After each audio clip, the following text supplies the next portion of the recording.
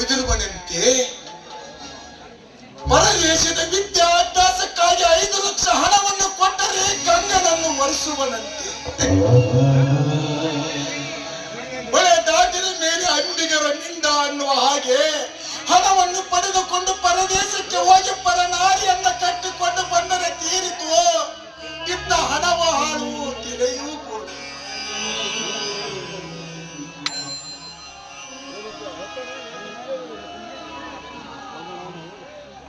ಅಪ್ಪಾಜಿ, ಯಾರಿಂದ ಬಂದಿದೆ ಪತ್ರ? ಯಮನಿಂದ ಬಂದಿದೆಯಪ್ಪ, ಯಮನಿಂದ ಬಂದೆ. ಅಪ್ಪಾಜಿ, ಹಾಗೆ ತಾವಿಯ ತಂತಿ ಹರಿಯುವಂತೆ ಮಾತನಾಡುತ್ತಿರುವಿರಿ. ವಿಷಯವಾದರೂ ಏನು ಅಪ್ಪಾಜಿ? ವಸಂತ,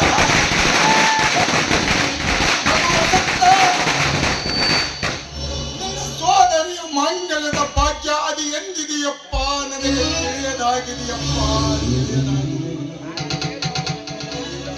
ಪರದೇಶದ ಅಭ್ಯಾಸಕ್ಕಾಗಿ 5 ಲಕ್ಷ ಹಣವನ್ನು ಕೊಟ್ಟರೆ ನಿನ್ನ ತಂಗಿಯನ್ನು ಕೈ ಹಿಡಿಯಲೆಂದು ಆ ಅಮರಾವತಿಯ ಅಮರನಾಥನು ಪತ್ರ ಬರೆದಿರುವನಪ್ಪ, ಪತ್ರ ಬರೆದಿರುವನು. ಅಪ್ಪಾಜಿ, 500 ರೂಪಾಯಿಗಳನ್ನು ಕಾಣದ ಈ ಕಂಗನು 5 ಲಕ್ಷ ಹಣ ಎಲ್ಲಿಂದ ತರಬೇಕು ಅಪ್ಪಾಜಿ?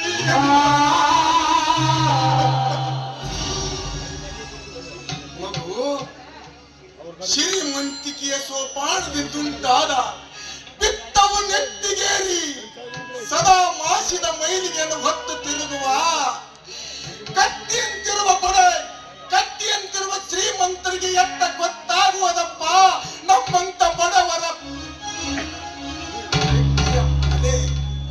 ನಮ್ಮಂತ ಬಡವರ ಬಾಳಿನ ಬೆಳಕಿನ ಬೆಲೆಯ ಪ್ರಕಾಶ ತೇಜಿಸುವಂತೆ. ಅಪ್ಪಾಜಿ, ಸತ್ಯವಾಗಿ ಇದು ಸಿರಿವಂತರ ಕಾಲ, ಸತ್ಯವಾಗಿ ಇದು ಸಿರಿವಂತರ ಕಾಲ. ನಮ್ಮಂತ ಬಡವರಿಗೆ ಮದುವೆ ಎಂಬುದು ಸಾವಿನ ಸೂಲ. ಇಂಥ ಸಿರಿವಂತರ ಕಾಲದಲ್ಲಿ ನಮ್ಮಂತ ಬಡವರನ್ನು ಹುಟ್ಟಿಸಿ ಈ ಪರಿಪರಿಯಾಗಿ ಪರಿತಪಿಸುವುದಕ್ಕಿಂತ ಭಗವಂತನು ಈ ಭೂತಲ್ಲಿರುವ ಎಲ್ಲ ಬಡವರನ್ನ ತನ್ನ ಉರಿಗಳಿಂದ ಸುಟ್ಟು ಹಾಕಿದ್ದರೆ ಅದು ಎಷ್ಟೋ ಒಳ್ಳೆಯದಿತ್ತು ಅಪ್ಪಾಜಿ, ಎಷ್ಟೋ ಒಳ್ಳೆಯ.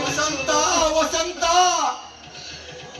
ಸಾವು ಬಂದರೆ ನಮ್ಮಂತ ಪುಣ್ಯಾತ್ಮರೇ ಇಲ್ಲ ಮಗು, ಈ ಜಗತ್ತಿನಲ್ಲಿ ಪುಣ್ಯಾತ್ಮರೇ ಇಲ್ಲ.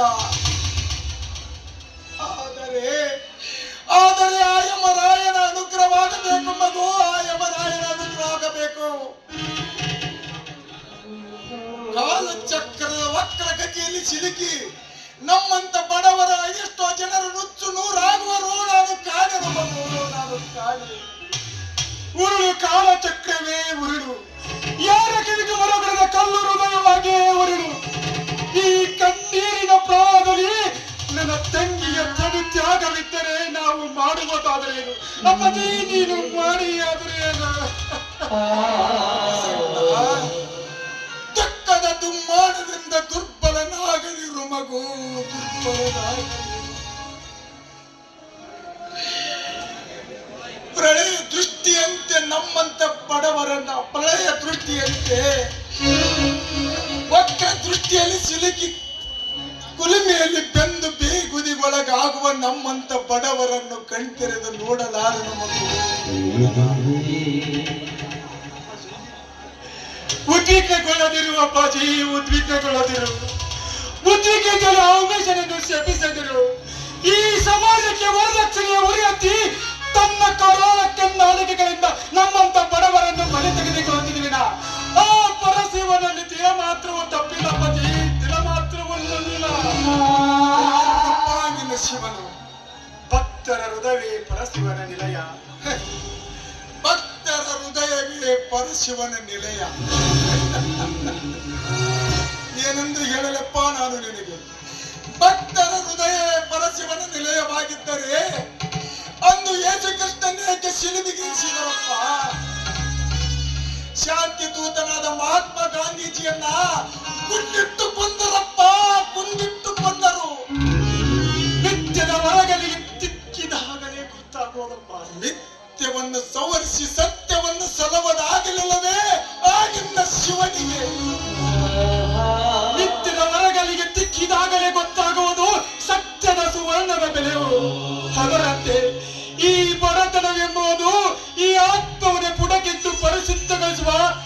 ಅಗ್ನಿಕುಂಡ ಅಪ್ಪಾಜಿ, ಅಗ್ನಿಕುಂಡ. ಬೆಳಗಾದರೂ ದುಃಖದ ಅಗ್ನಿಯ ಹೊರತು